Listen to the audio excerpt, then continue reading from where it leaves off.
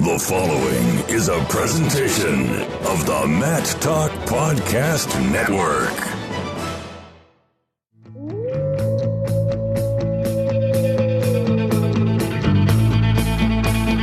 The mind of Pat Popolizio is a wondrous thing.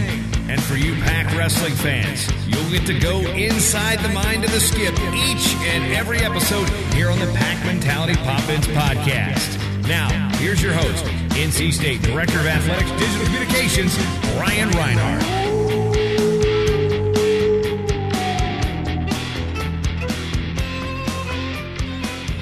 Championship week is upon us as the NC State wrestling team goes for its second ACC championship in the last 3 years this Saturday in Chapel Hill. Welcome, Wolfpack wrestling fans, to a brand new episode of the Pac Mentality Pop-Ins podcast. I'm your host, NC State Director of Athletics Digital Communications, Brian Reinhardt, and here to break down the 2018 ACC Championship is head coach Pat Popolizio. How are we doing today, Brian? Pat, good to be back. An exciting weekend of action is upon us, but a quick look back at last week's episode real fast. If you haven't listened yet, please go back into our archives and do so, as we had great breakdowns of two huge wins from Michael Boykin and Michael Machiavello. It was one of the most commented and reviewed podcasts yet. Pat, are the people telling us they don't need our voices on this as much? It sounds like we found our winners right there. A lot of people wanted Mock on the podcast, so I hope we kept all of his fans happy. He was a big hit. And Boykin, man, caught Boykin. He claimed he was a little tired, but he was in a great mood that day. Yeah, he's been working hard, so it's going to pay off for him, but he was probably a little dragging a little bit.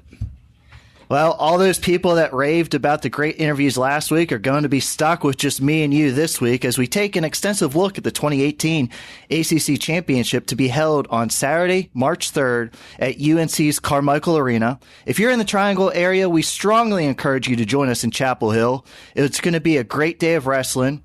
We start with 2 mats, and then for the finals at 7, they go down to 1. Pat, you've been a coach at a few other conferences. How does the ACC Championship stack up nationally each year? I think it's grown more and more. The depth has obviously gotten a lot better. So, it's a small tournament, but every match that's wrestled there is very competitive. So it's one of those where you're there, you're going to see a good match early. So, the brackets aren't big, but the quality's good, and every match or win matters as far as, getting guys, punching them through to the final postseason tournament or team race. And the 10 NC State starters for the ACC Championship were not in action this past weekend. What has practice been like the last couple of weeks since that Ohio State duel? They've been good. Focus has been very high. Guys are zoned in. We got some guys now that have the experience. I think that's something that's different from years past, is these guys all have, we got 6 seniors in our lineup, and that's very valuable as you get into the postseason. So, years past, it's been the opposite, where we've had very young guys that are new. They're not experienced in this kind of setting. So I'm excited to see these guys and see the leadership and the experience all play out here. And now we're going to be talking about NCAA championship allocations and ACC championship seeds. So, Pat, just maybe really quick, can you talk about the NCAA allocations, how they're set, and then how you coaches see the ACC championship? Yeah, I think it's a great system right now. It's probably more realistic as far as getting the right athletes to the tournament. It's never 100%. Obviously, the right kids going, but I think it's as fair as we can be. With the body of work that's been done through the year, these guys have the ability to earn the spot for the conference. For example, you take a guy that's got a high win percentage, is ranked high in the coaches poll, and has a high RPI, he's going to get the spot. We were able to do that. All 10 guys did their work for the conference to get the spot qualified, and I think this is probably tied for the second most slots that we've gotten for ACC. So that speaks to the depth of the conference, and we got to continue to grow that because it matters. And like I said, it's a small conference, but I think percentage-wise, we have the highest percentage qualifying guys to the national tournament out of all conferences. So that's how you qualify the spots. As far as seeding goes, I think it's all basically done off of rankings of what coaches see with results. A lot of it is off of in-conference matches, and sometimes, guys miss the match here and there, whether they were sick or, guys weren't in the lineup at that time. So then you got to go outside and look at outside competition. There was only a few weights, I think, this year where, that some guys didn't match up. So it was hard to see. And then it came down to coaches thinking and seeing where guys played out in their rankings. Now, the coaches seeding, you guys do it over email. Would you ever want to do this process in person? We used to do this, maybe not the ACC, but the night before. I know in the CAA, when I was at Binghamton, we used to do a lot of it in person, and I'm very happy that we just put it on a piece of paper and send it in. This way there's no one sitting in there. Less argument, less hard feelings. Yes, no doubt about it. It's a very fair system. And people do the right things. You see the results and put it on a piece of paper. And at the end of the day, it doesn't really matter too much. These guys still got to go out and take care of business. And the best part about it is there's enough spots in the conference. If you make a mistake and you're not the guy, a lot of these weights have other opportunities to get through. So before we go weight by weight, NC State won the 2016 ACC Championship with 4 individual titles, and last year you guys finished second. So to get that top team spot on the podium, what is it going to take the Wolfpack to accomplish that team goal this year? Got to show up. I don't think we're going to sit here and play it out on what we got to do or what somebody else has to do. And I think this year's team is motivated. They know what they need to do. They need to show up and wrestle their best, and I think that part will take care of business. We got guys that are very motivated. They're winners.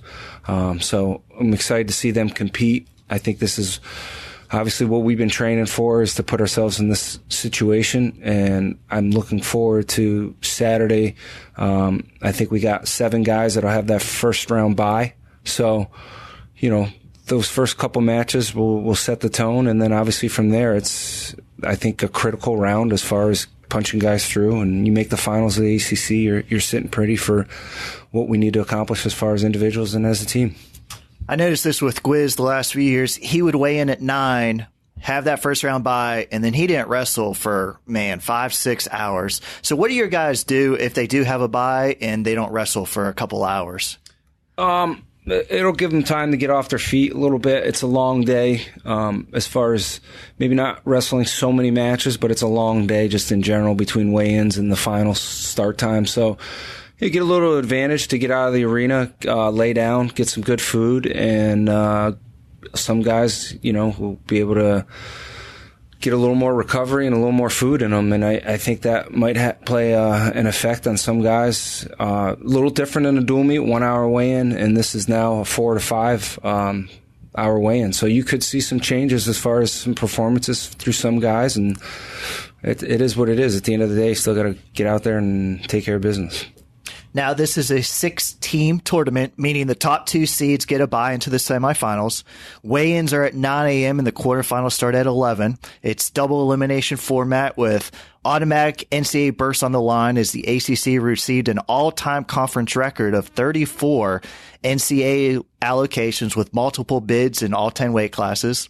The seeds came out Tuesday, and as Pat said, 7 of the 10 from the Wolfpack will have that first round bye, as they were a number 1 or number 2 seed. And for the 3rd straight year, no Wolfpack wrestler was lower than a 4 seed. So just going off some of those numbers, some high expectations for you guys this year. Yeah. I think it's a reflection of their body of work that they did during the year to put themselves in that position to be either the 1 or 2 seed. So at the same time, look across the board. We want to get as many guys on the top of that podium as we can, and most importantly, punch guys through to get to Cleveland and wrestle at the NCAA tournament. And like all 10 guys had qualified the spot, and that doesn't guarantee anything, but at least lets you know that your wins through the year have put you in position to be in this situation. Now, I wrote down an awful lot of notes about each weight class, but I think we're just going to stick to our guys and have you talk about each one. At 125, there were 2 NCAA allocations. Redshirt junior Sean Fowles got the number 2 seed, and he's actually brought home second place each of the last 2 years, falling in the finals.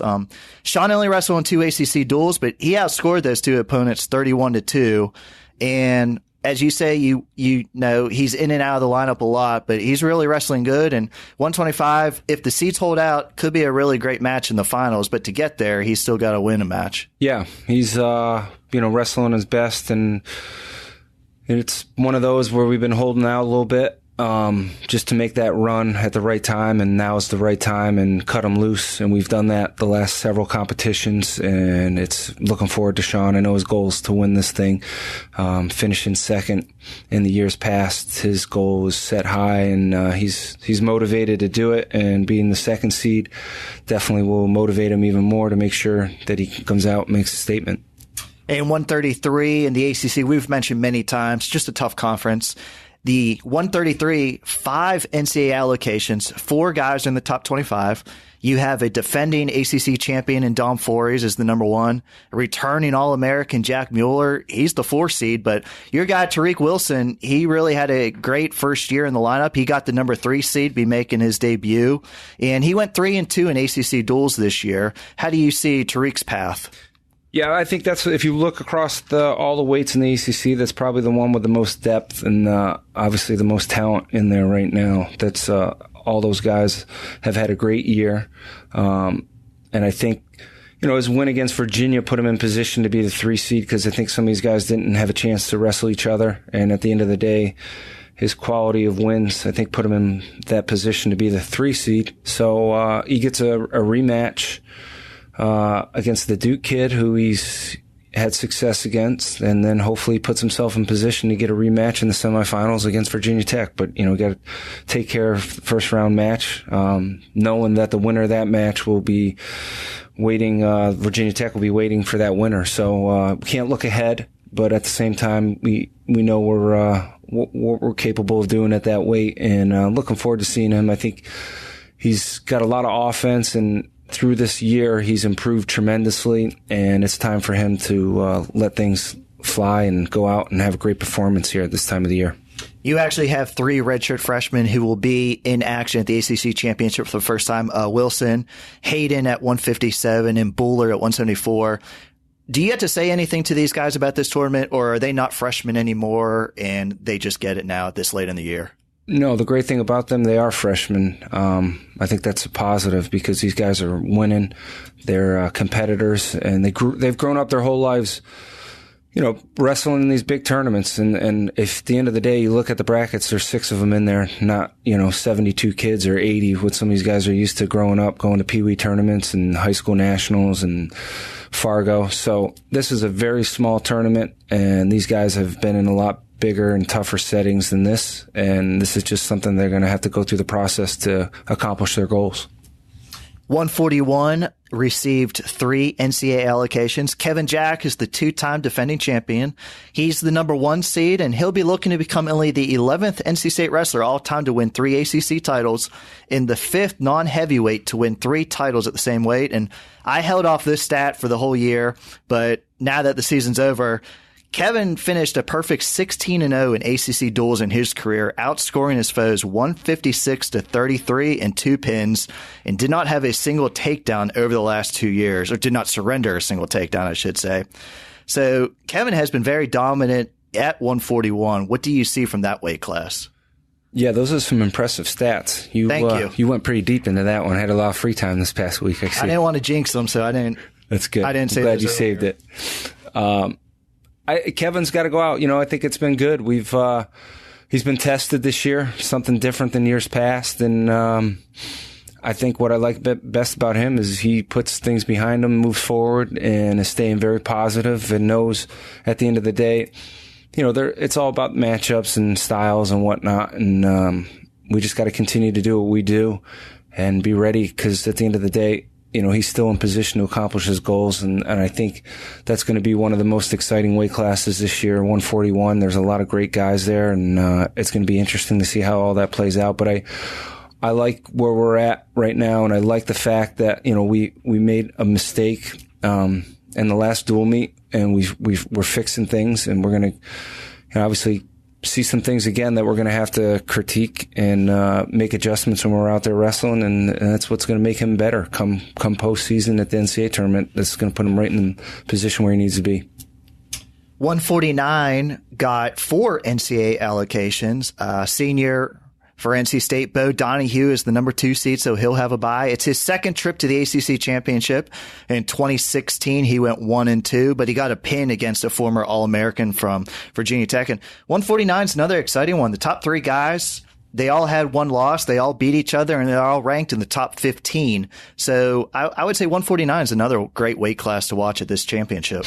Definitely. I think, you got a bunch of guys in there that are going to be doing something great postseason.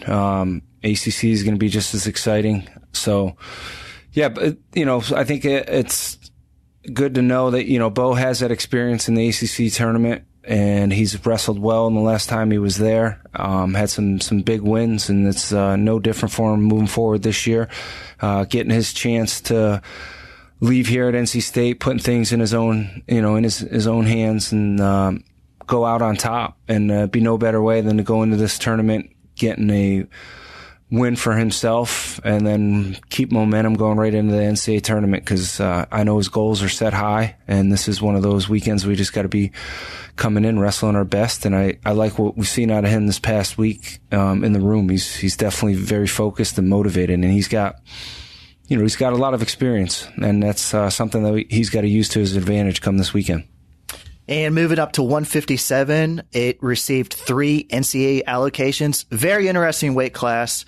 You have a former All-American ranked with the 6th seed. You have a pair of defending champions at different weights. And you have NC State's redshirt freshman Hayden Hidley. He's the number 1 seed. He was one of 7 ACC wrestlers in all weight classes to finish a perfect 5-0 this year.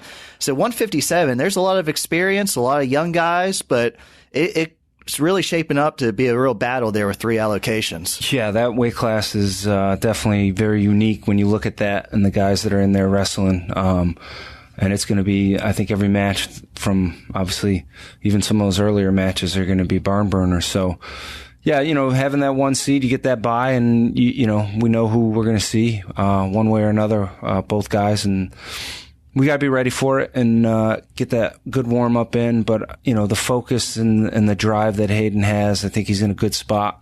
And it's just him taking care of business, going out and scoring points like he normally does. But I don't think there's a need for him to change anything. And just at the end of the day, it's another match. He's just got to go out and wrestle his style, his pace, and the advantage will fall in favor for him. But yeah, this would be good for him more than anything, getting him that much more ready for the national tournament. And he's going to see, some of these guys, a couple guys in there that could easily place the national tournament as well. So this will be a good test for him this weekend. And I mentioned Kevin Jack and Hayden Hidley, both number 1 seeds. NC State was one of 2 schools to get multiple number 1s, but I thought it was kind of interesting this year. All 6 ACC teams have a number 1 seed in this year's tournament. So speak to that about how the conference has just really come along. Yeah, I think the competition across the board has made everybody get better, and that's what makes good conferences and makes good teams, and that's the rise of the ACC alone. I know coaches are working extremely hard, and we need it as a conference to get ourselves ready. You look around the country, some of these other conferences, their tournaments get pretty challenging, and you want that. We need to have tough, hard-nosed, matches that test our guys, and if we're making mistakes, we still have time to fix them going into the national tournament. And if you're wrestling at your best, then you got to just keep momentum going. So that's what the ACC is bringing to the table right now, and it's going to produce national champs and All-Americans. So we're going to take a quick second here to catch our breaths with our preview as we are through the first 5 weight classes, and I'm going to go ahead with some of my plugs, so bear with us as I read a little bit too much here. But if you've not done so already, please go in and subscribe to the Pack Mentality Pop-Ins podcast, any place you listen to all your favorite podcasts. Not only does it help track our numbers and eventually, hopefully, helps us to get paid to do this someday, but you will automatically get new episodes downloaded to your device as soon as they released, so you don't miss a single episode. Over the next few weeks, we have at least a couple celebrity guests lined up, and not going to ruin the surprise, but looks like we'll have our first Hollywood actor joining us on location at the NCAA Championships. So very exciting times for the Pack Mentality Pop-Ins podcast. Also, we still want to give away free NC State wrestling gear. All you need to do to be entered is to leave us a rating and review on iTunes. If we pick yours and mention it on a future episode, we'll mail you some NC State gear. And with both the ACC and NCAA championships coming up, maybe I'll be able to locate some championship gear for some giveaways. And I threw last week's episode together so fast I forgot to reward our listeners. So this week's winner, going all the way back to our very first review on iTunes, is number 1 Pack Fan for their review on October 11th.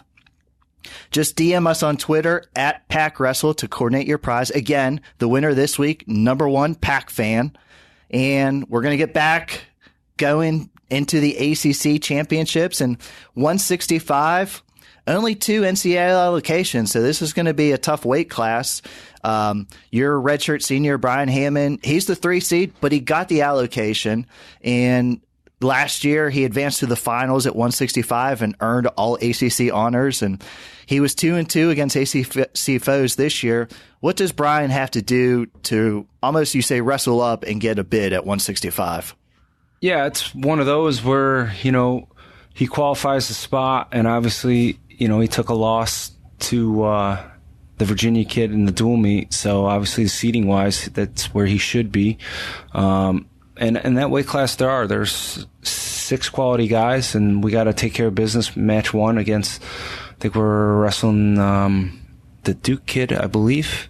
So, we got to get through that match and then put ourselves in position to go out and get that win to make the finals. And you want to control that. That's something where you don't want to leave any of the qualifications up to a committee to vote on whether or not you're good enough to wrestle in the national tournament. So there's something on the line there for Brian, and obviously for the team. It would help a lot if he was able to make the finals. But at the end of the day, it's like Brian to go out and just be aggressive and go win that match for himself and be a senior that gets to wrestle in the national tournament.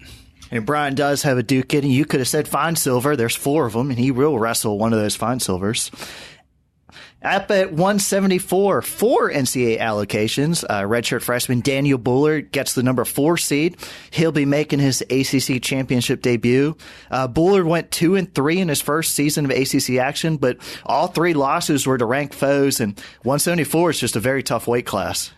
Yeah, that's very competitive. 4 guys that qualified the spot, and obviously 2 other guys that are going to be in there wrestling that are just right on the cusp. So got to be ready to wrestle there. I think he had a win against the Virginia kid in the dual meet. That was a couple takedowns here and there, some good scrambles. So it's a match we got to be zoned in on and focused and get that win and put ourselves in position to wrestle in the semifinals. Because I think that, obviously that win there could lock things up for him to get his automatic bid. And, moving forward and winning is what you want to be doing at the ACC tournament. And, it's going to be one of those days where he's got to rise to the occasion and be ready to compete come postseason.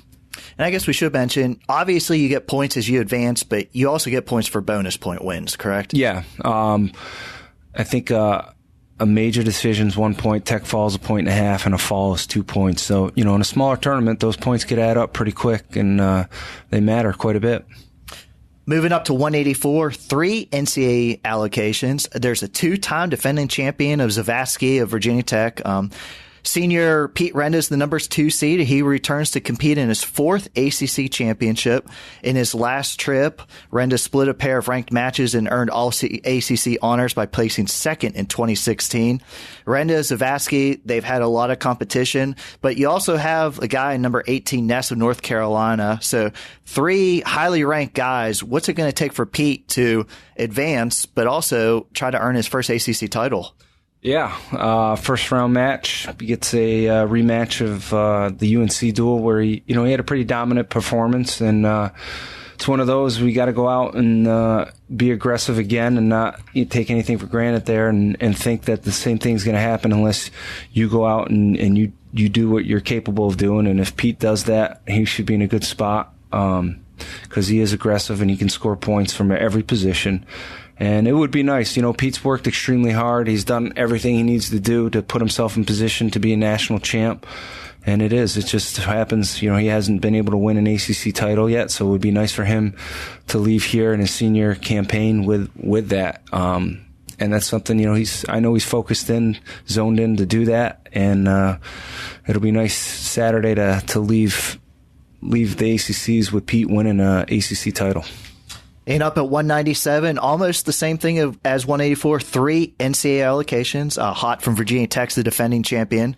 Your redshirt senior, Michael Macchiavello, got the number 2 seed, and he'll be making his second straight trip to the ACC Championship. But first at 197, last year at 184, Mock advanced to the finals and earned all ACC honors. And just like 184, you have Virginia Tech, NC State, North Carolina, all with top 15 guys fighting for that championship among the other 3 guys. So Mock, he really wants some revenge on Hot. He knows Shade was a good close match against Carolina. How do you see his last ACC championship? Yeah, I think that's another one. He had a close match in the UNC-NC State duel. And I think that what's good about Mock right now is he knows the mistakes he's made, and I think he knows he's capable of going out and doing some great things here come NCAAs, and this is one of those for him. And I love the fact that this is going to be a tough tournament at 197 because it's only going to prepare him even more for the national tournament. But he does. He wants to get revenge, but he's got to get through phase 1, and that's going to be another match that those guys have split last year, and then Mock obviously winning the last one, and they're going to make their adjustments, and we will as well. But he's motivated and he's wrestling his best right now. So it's a good time for Mock to be out there competing, peaking at the right time. And I'm excited because he's a true competitor and, mentally one of the toughest guys that knows, he's capable of doing this. So his mindset is right where it needs to be. And he is driven, and looking forward to seeing Saturday, him showing up because he's a leader by example, and a lot of the guys feed off of his drive, and it'll be good to go out there and get some of these wins for him. And 285 is the second weight class. It received 5 NCAA allocations. Senior Michael Boykin is the number 2 seed, and he'll be making his 3rd trip to the ACC Championship, but his first at heavyweight. And heavyweight this year in the ACC was kind of rare. You had 3 guys finish at 3-0 or better, where Duke, NC State, and Carolina all went undefeated. So this is a little bit of a different weight class where the top 3 guys did not see each other during the season. Yeah, it's a lot of depth in the ACC at heavyweight, and these guys are very comparable. Anytime they wrestle, every match is very close. Obviously, Casper probably separating himself a little bit, but I think there's some guys in the conference that have given him some matches in the past. So I think it comes down to who wants it the most. And I don't think it matters at heavyweight where you're seated because these guys are all so close with each other as far as results go when they're wrestling each other. So I'm excited to see Boykin out there competing his last campaign as a senior going in the ACCs. He's been there before. He's had some good ACC tournaments. And it's one of those where he's been training extremely hard. I think he knows, his only a few weeks left in his college career and probably his wrestling career. So he's putting it all on the line right now. And I'll say this, it wasn't an easy decision as far as who we were going to wrestle at heavyweight. We had 2 very, very good options, Boykin and Malik, but I think at the end of the day, we had to go with who put themselves in the best position to place at nationals, and Boykin had some high-level wins that was really the deciding factor there, is just he had beaten some guys that are probably going to be seated pretty high at nationals. So I like the attitude that Malik brings to the table and his willingness to accept this because it hasn't been easy for him. He's been a true contributor to this team this year. So that was a tough decision, but I like the attitude that all the guys in this team accepting what we're doing, and excited to see Boykin out there and finish out his senior campaign with a ACC title. And again, Wolfpack fans, we would love to see another Sea of Red over in Chapel Hill for the ACC Championship that takes place on Saturday, March 3rd. Action starts at 11 a.m. and the finals are set for 7 p.m. If you cannot make it, all the matches will be streamed on ACC Network Extra. Pat, it's a busy time for sure, a lot of action going on, but good luck in your quest to bring home some more hardware this weekend. Appreciate it. Yeah, it's going to be a action-packed weekend, and we're looking forward to the challenges, and the guys will obviously excited to wrestle postseason. So looking forward to getting as many NC State fans as we can get over there. And I think from what I heard, any NC State students that have an ID get in for free. So let's fill that arena up with a lot of red. And I want to thank everybody for listening today. This is your Pack Mentality Pop-Ins podcast covering all things NC State wrestling. Until next time, Wolfpack wrestling fans, go Pack! The